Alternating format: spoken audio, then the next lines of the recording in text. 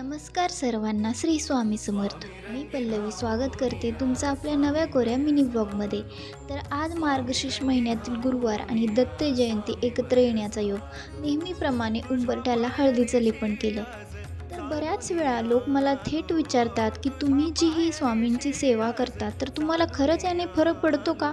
मुळात हा प्रश्नच चुकीचा आहे, कारण देवाकडून आपल्याला काहीतरी मिळावं म्हणून त्याची सेवा आपण नाही केली पाहिजे. देवाला सगळं माहीत असतं, आपल्यासाठी काय चांगलं काय वाईट. तो आपल्याला तेच देतो जे आपल्यासाठी चांगलं असतं.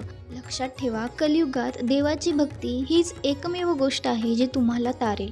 आणि आपली श्रद्धा, आपला भाव जर का शुद्ध असेल तर देवसुद्धा आपल्या पाठीशी उभा असतोच. तुम्ही कोणतीही देवाची पूजा करा, पण ती मनापासून आणि कोणतीही मागणी न करता करा.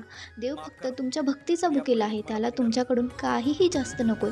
फक्त भाव शुद्ध ठेवा, इतकंच मी सांगेन. भेटूया नेक्स्ट व्हिडिओमध्ये. तोपर्यंत